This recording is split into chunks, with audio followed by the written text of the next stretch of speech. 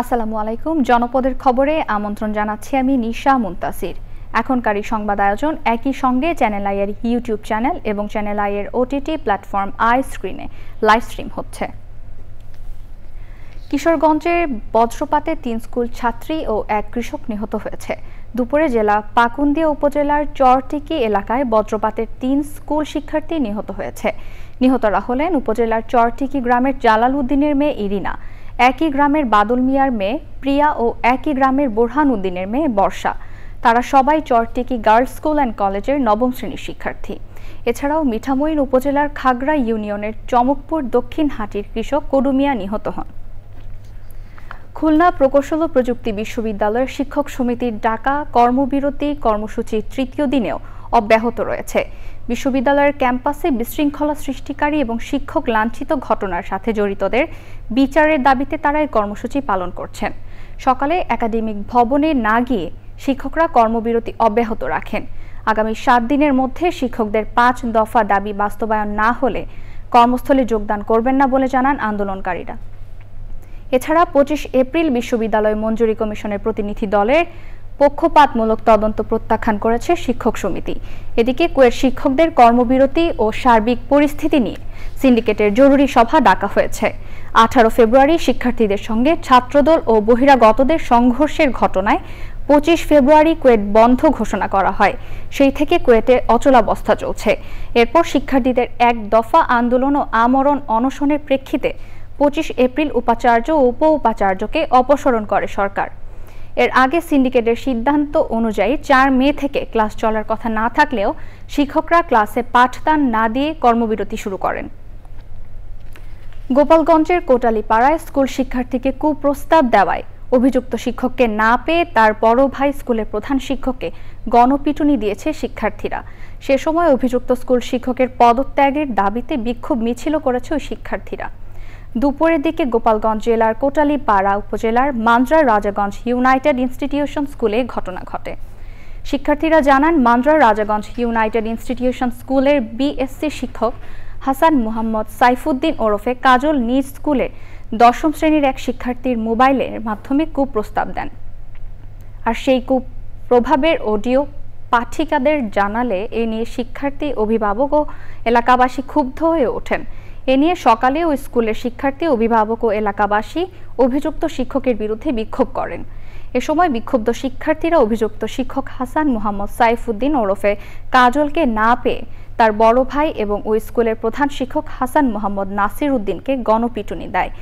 পরে পুলিশ গিয়ে তাকে উদ্ধার করে নিয়ে যায়। ছাগলের ফসল নষ্ট করাকে কেন্দ্র করে জয়পুরহাটে সন্ত্রাসীদের দিয়ে গৃহবধূর উপর সশস্ত্র হামলা, নির্যাতন ও শ্লীলতাহানির অভিযোগ উঠেছে। এর প্রতিকার চেয়ে আইন প্রয়োগকারী সংস্থার দ্বারস্থ হয়ে মামলা দিয়েছেন ভুক্তভোগীর পরিবার। এ নিয়ে এলাকায় চরম আতঙ্ক ছড়িয়ে পড়েছে। শফিউল বাড়ির রাসেলের রিপোর্ট।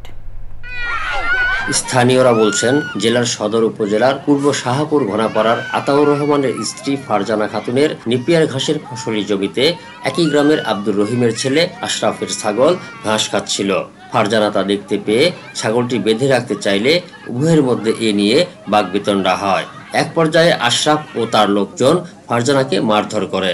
রাতের বেলা আবার হার করে মস্তান টস্তান নিয়ে আসে, এরকম জখম করছে। কারো হাতে ছিল চাকু, এগুলা নিয়ে ভিতরে ঢুকে যেভাবে পারছে সেভাবে আক্রমণ করে। হাসপাতালে শুয়ে সেই বিভৎস রাতের কথা মনে করে এখনো শিউরে ওঠেন ফারজানা।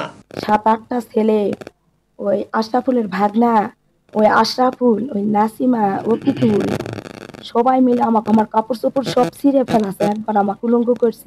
ঘটনার পর থেকে পলাতক রয়েছেন অভিযুক্তরা। পরে আমার নিজের হাতে নিজেই ছিঁড়ে ও রক্তাক্ত করে মানুষের কাছে করছে যে ওরা আমাকে মারিছে। আর আমাদের হাত মারার মতো কোনো অস্ত্র ছিল না, কোনো কিছুই ছিল। ফারজানা কামড়ে একটা গায়ে হাতও তুলিনি, সেটা আমার বলতে পারবে না। গত ২রা মে জয়পুরহাট সদর থানায় ফারজানার স্বামী আতাউর রহমান বাদী হয়ে মামলা করেছেন। তুচ্ছ ঘটনাকে কেন্দ্র করে এমন বর্বর হামলার ঘটনায় এলাকায় উত্তেজনা বিরাজ করছে। আসামিদের দ্রুত গ্রেপ্তার করে এলাকায় শান্তি শৃঙ্খলা ফিরিয়ে আনার আহ্বান জানিয়েছেন স্থানীয়রা। জয়পুরহাট থেকে শফিউল বাড়ি, রাসেল, চ্যানেল আই। নাটোর শহরের কানাইখালী এলাকায় ওয়ালটন কোম্পানির একটি শোরুমে অগ্নিকাণ্ডের ঘটনা ঘটেছে। সকাল 5:30টার দিকে শহরের কানাইখালী এলাকায় ওয়ালটন প্লাজার শোরুমে ওই অগ্নিকাণ্ডের ঘটনা ঘটে। ফায়ার সার্ভিস কর্মীরা 1.5 ঘন্টার চেষ্টা চালিয়ে আগুন নিয়ন্ত্রণে নেয়। ওয়ালটন শোরুমের ম্যানেজার দেওয়ান শাহ আলম জানান, ভোরে শোরুমের ভিতর ধোঁয়া দেখতে পেয়ে স্থানীয়রা ফায়ার সার্ভিসে কল দিলে তারা গিয়ে আগুন নিয়ন্ত্রণে নেয়। Natore fire service senior station master Akhtar Hamid জানান, বৈদ্যুতিক শর্ট সার্কিট থেকে আগুনের সূত্রপাত হয়ে থাকতে পারে। চাঁদপুরের মতলব উত্তরে জমি নিয়ে বিরোধকে কেন্দ্র করে 200-র বেশি ফলজ গাছ কেটে নিয়ে গেছে প্রতিপক্ষ। উপজেলার দুর্গাপুর সাতবাড়িয়া কান্দি গ্রামে কাউসার হেলালের পৈতৃক জমিতে একই বাড়ির প্রতিপক্ষ 10 থেকে 12 জন সংঘবদ্ধ হয়ে দেশীয় অস্ত্র দিয়ে হেলালের আম, কাঁঠাল ও লিচু সহ 200-র বেশি ফলজ গাছ কেটে নিয়ে যায়। সে সময় বাধা দিতে গেলে কাউসার হেলাল ও তার পরিবারের লোকজনের উপর হামলা চালায় প্রতিপক্ষের লোকজন। এই ঘটনায় কাউসার হেলাল বাদী হয়ে মতলব উত্তর থানায় লিখিত অভিযোগ দায়ের করেন। এবার প্রতিনিধিদের পাঠানো তথ্য ভিডিও চিত্র নিয়ে রাজীব আহমেদের রিপোর্ট। গাজীপুরের বাংলাদেশ উন্মুক্ত বিশ্ববিদ্যালয় ক্যাম্পাসে মিশ্র কারিগরি ও বৃত্তিমূলক শিক্ষা এবং প্রশিক্ষণের উপর স্টেক হোল্ডারদের কনসালটেশন কর্মশালা হয়েছে। প্রধান অতিথি ছিলেন বিশ্ববিদ্যালয়ের মঞ্জুরি কমিশনের chairman professor doctor SM.A. Faiz. সভাপতিত্ব করেন বাউবির উপাচার্য অধ্যাপক ডক্টর ABM. ওবায়দুল ইসলাম। আগামী 17 মে খুলনায় তারুণ্যের রাজনৈতিক অধিকার প্রতিষ্ঠা সমাবেশ সফল করতে ঝালকাঠিতে জেলা যুবদলের প্রস্তুতি সভা হয়েছে। প্রধান অতিথি ছিলেন যুবদলের কেন্দ্রীয় নির্বাহী কমিটির সিনিয়র যুগ্ম সাধারণ সম্পাদক বেলাল হোসেন তারেক। বাগেরহাটের চিতলমারীতে বিনামূল্যে চক্ষু চিকিৎসা সেবা ও ঔষধ বিতরণ করা হয়েছে। গোপালগঞ্জের চক্ষু হাসপাতালের 4 জন বিশেষজ্ঞ চিকিৎসক সেবা ক্যাম্পে 200-রও বেশি রোগীকে চিকিৎসা সেবা দিয়েছেন। ভোলায় কমিউনিটি নিউট্রিশন অ্যান্ড হেলথ প্রমোটারদের জন্য মা ও শিশু স্বাস্থ্য এবং পুষ্টি বিষয়ক প্রশিক্ষণ হয়েছে। উদ্বোধন করেন civil surgeon doctor Mohammad Monirul Islam. Shapla Chattar ও জুলাই গণহত্যার বিচারসহ আওয়ামী লীগ নিষিদ্ধের দাবিতে মানিকগঞ্জে বিক্ষোভ মিছিল ও সমাবেশ করেছে বাংলাদেশ খেলাফত যুব মজলিস জেলা শাখা। নাটোরে ভোক্তা অধিকার আইন 2009 অবহিতকরণ ও বাস্তবায়ন বিষয়ক সেমিনার হয়েছে।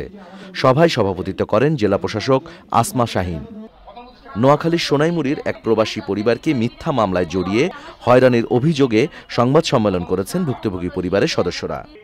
গাজীপুরে মাওলানা রইস উদ্দিন হত্যার বিচারের দাবিতে রাঙামাটিতে মানববন্ধন ও বিক্ষোভ সমাবেশ করেছে পার্বত্য ইমাম পরিষদ। Rajib Ahmed, channel I. চুয়াডাঙ্গার আলমডাঙ্গায় মৃতপ্রায় গঙ্গা কপোতাক্ষ ক্যানেলে সাঁতার প্রতিযোগিতা অনুষ্ঠিত হয়েছে।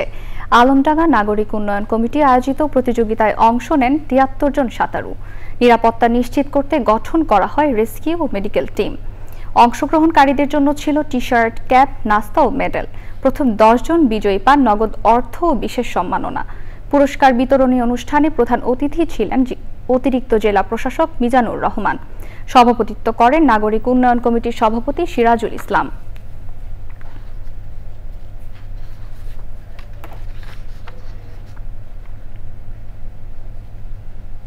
দর্শক, জনপদের খবর আজকের মতো এই পর্যন্তই। একটু পর কৃষি সংবাদ দেখার আমন্ত্রণ জানিয়ে শেষ করছি। ধন্যবাদ সবাইকে।